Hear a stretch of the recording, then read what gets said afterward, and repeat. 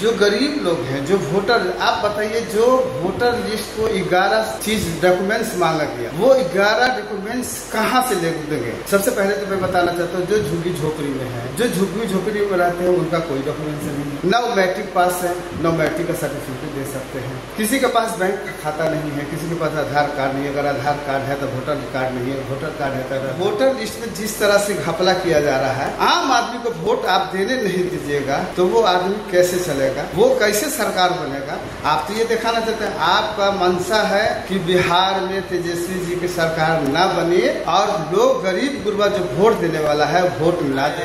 लोगों को मर्डर हो रहा है, आए दिन हत्या हो रहा है, ये कौन लोग करवा रहे हैं? ये क्या मंशा है? ये 2005 से भी बदतर है। कानून व्यवस्था एकदम चरमरा गया है और जो अपराधी खुलेआम घूमने का काम कर रहा है, ऐसे लोगों को पकड़ने का जरूरत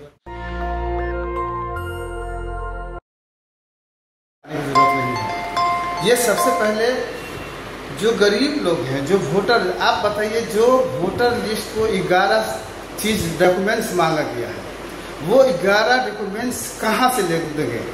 सबसे पहले तो मैं बताना चाहता हूँ, जो झुग्गी झोपड़ी में है, जो झुग्गी झोपड़ी में रहते हैं, उनका कोई डॉक्यूमेंट्स नहीं है।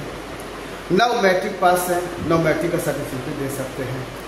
किसी के पास बैंक का खाता नहीं है, किसी के पास आधार कार्ड नहीं है। अगर आधार कार्ड है तो वोटर कार्ड नहीं है, वोटर कार्ड है तो आधार कार्ड नहीं है।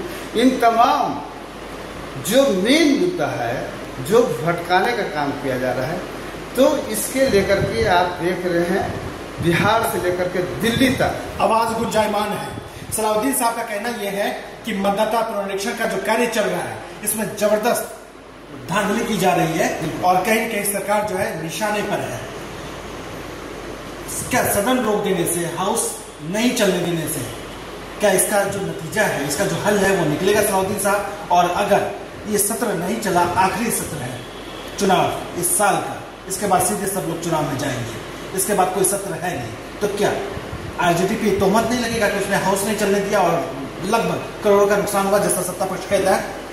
सबसे पहले कि आप खुद जान रहे हैं कि वोटर लिस्ट में जिस तरह से घपला किया जा रहा है, आम आदमी को वोट आप देने नहीं दीजिएगा तो वो आदमी कैसे चलेगा, वो कैसे सरकार बनेगा? आप तो ये दिखाना चाहते हैं, आपका मंशा है कि बिहार में तेजस्वी जी की सरकार ना बने और लोग गरीब गुरबा जो वोट देने वाला है वोट ना दे। सदन से लेकर के सदन तक के, सड़क तक के, इसीलिए आवाज उठाया जा रहा है। ये विधानसभा नहीं चले, जनता की आवाज उठे, ये नहीं है। ये सरकार के पास उसकी आवाज पहुंचनी चाहिए कि जो जनता का जो मेन मुद्दा है वो कम से कम सड़क से सदन तक के उठनी चाहिए और इसी के लेकर के विधानसभा से आवाज पहुंचे कि चाहे दिल्ली तक के। बिल्कुल, इस वक्त आप देश के सबसे बड़े चैनल नेशनल दस्तक पर 11 मिलियन सब्सक्राइबर के साथ सलाउद्दीन मंसूरी साहब को देख रहे हैं। आरजेडी के वरिष्ठ नेताओं में शुमार है और साथ ही संभावित प्रत्याशी भी है। फुलवारी शरीफ इलाके में इस वक्त हम मौजूद हैं और फुलवारी शरीफ विधानसभा क्षेत्र भले ही सुरक्षित है, लेकिन परिसीमन का जो दौर है, उसकी जो तैयारियां हैं वो चल रही हैं और बड़े स्तर पर बड़ी कवायद भी आपको देखने को मिलेगा। लेकिन आसपास के विधानसभा क्षेत्रों की बात करें तो चाहे पाली हो, दाऊदनगर हो या आसपास के जो अन्य इलाके हैं, अरवल हो, वहां धमक बराबर रखते हैं सलाउद्दीन मंसूरी साहब। तो क्या आरजेडी महागठबंधन इस बार नए चेहरे के तौर पर सलाउद्दीन साहब के नाम पर दाव लगा सकती है? चूंकि कयासों का बाजार गर्म है, सलाउद्दीन मंसूरी प्रत्याशी बन सकते हैं। देखिए, फुलवारी सुरक्षित जगह है और यहाँ से हम लोग मुस्लिम जो लोग हैं वो हमेशा तमाम लोग, जैसे फुलवारी सुरक्षित इलाका है, यहाँ से मुसलमान तो कहीं से लड़ नहीं सकता। सुरक्षित इलाका लगभग 30-40 साल से, क्योंकि मुसलमानों का ही ये घर माना जाता है और यहाँ से आरजेडी का सारे हम लोग पुराने वर्कर हैं। तो हम लोग की दिली ख्वाहिश है कि या तो पाली मिले जहाँ से जनरल हो, या दाऊदनगर मिले या अरवल मिले। जो लोकल, जो हम लोग को लोकल बॉडी है वो कम से कम जितना भी तो जाए तो कम से कम हम लोग तो भी कोशिश तो कर सकते हैं ना कि हम लोगों को आखिर कहाँ सेट करें, कहाँ एडजस्ट करेंगे। तो हम लोग को भी दिल इच्छा है कि हम लोग चुनाव लड़े, जनता के बीच में रहते हैं, जनता का सेवा करते हैं। कहीं भी कोई अप्रिय घटना होता है उसमें हम लोग मौजूद रहते हैं, चाहे बिहार के कोई कोना में हो। हम लोग भी ये है कि हम लोग आरजेडी का शीर्ष निदेशक तक मेरी बात पहुँचे। बिल्कुल, अरवल और आसपास के विधानसभा क्षेत्रों की बात करें तो इस बार प्रयासों का बाजार ये भी गर्म है कि महागठबंधन अपने कुछ सिटिंग विधायकों के सीटों में तालमेल में कुछ हेरफेर कर सकता है। जो सिटिंग में घटक दल के लोग अगर विधायक बन के आए हुए हैं तो शायद उनको आसपास के विधानसभा क्षेत्रों में भी एडजस्ट किया जा सकता है और अरवल भी उनमें से शायद एक हो सकता है। इस सलाउद्दीन मंसूरी साहब जिस तरीके से दावा ठोक रहे हैं पार्टी की तरफ से, और पार्टी भी इस बार माइनॉरिटीज को ये तमाम जो विधानसभा क्षेत्र हैं जो मैंने बताया भी है यहाँ से जनता के बीच में उतार सकता है। वजह भी है कि जिस माइनॉरिटीज की बात होती है इस इलाके में जो धमक है फुलवारी शरीफ इलाके में, वहां से उनको वाजिब हक मिलना चाहिए जो शायद मिल नहीं पा रहा है, और आसपास के विधानसभा क्षेत्रों में वो अगर मिलेगा तो उसकी आवाज पूरे राज्य में गुंजायमान भी होगा। चूंकि आरजेडी के जब प्रत्याशी बनते हैं सलाउद्दीन साहब तो क्या माई बहन मान योजना, बच्चों के लिए काम, गैस सिलेंडर, आप लोगों ने टेंशन देके पेंशन बढ़वा दिया, तो क्या लगातार सरकार दबाव में है क्या? बिल्कुल बिल्कुल। आप देख रहे हैं जिस तरह से माननीय तेजस्वी प्रसाद यादव जी ने 17 साल बनाम 17 महीना में जिन्होंने 5 लाख नौजवानों को रोजी रोटी जो देने का वादा किया था उन्होंने बात को भी पूरा करने का काम किया है। अब बताइए 2500 रुपया वृद्धा पेंशन और 1500 रुपया वृद्धा पेंशन जो कभी सरकार सोचा भी नहीं था, और तेजस्वी जी के जो ये योजना था उन्होंने सरकार चोरी करके उसको लागू करने का काम किया, आपके सामने है।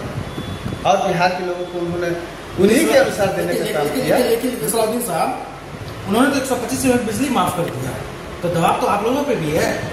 देखिए या आप लोगों ने मुहिम क्या इसलिए हुआ? अरे नहीं, हम लोगों ने जो माननीय तेजस्वी प्रसाद यादव जी ने जो विधानसभा में उठा करके या लोगों के जनता के बीच में सड़क तक सदन तक लेकर के जो उन्होंने जो आवाज देने का काम किया, उसी अनुसार से माननीय नीतीश कुमार जी ने सोचा कि अब हम क्या करें, उनकी धरातल पर कोई साख नहीं है, इसीलिए माननीय तेजस्वी प्रसाद यादव जी का जो उन्होंने जो अपना योजना लागू किया था उसको उन्होंने चोरी के अनुसार वो कर करके उनको लागू करने का। तेजस्वी यादव की रैली पूर्णिया इलाके में भी हम मौजूद रहे, सिमराही इलाके में, और जिस तरीके से लोगों की तादाद रही हजारों की संख्या में, कह सकते हैं शायद बिहार बदलाव के रास्ते पे आने को तैयार भी है।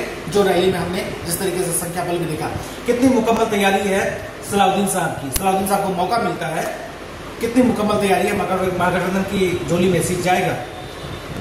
देखिए इस बार महागठबंधन का जो सीट है पूरे बिहार में 243 में से 50% तो एकदम आ ही जाना है, सिर्फ आरजेडी को आ जाएगा। महागठबंधन लगभग 200 सीट से इस बार पार करेगा, और हर हाल में माननीय तेजस्वी प्रसाद बिहार के मुख्यमंत्री, गरीब दलित अकलियत और बिहार के नौजवानों ने ठाना है कि माननीय तेजस्वी प्रसाद यादव को अगला मुख्यमंत्री बनाना है और बिहार का विकास करना है, इसलिए तेजस्वी जी को आगे आना जरूरी है। इस वक्त देश के सबसे बड़े चैनल नेशनल दस्तक पर 11 मिलियन सब्सक्राइबर के साथ आप सलाउद्दीन मंसूरी साहब को देख रहे हैं। आरजेडी के वरिष्ठ नेताओं में शुमार है और संभावित प्रत्याशी भी है।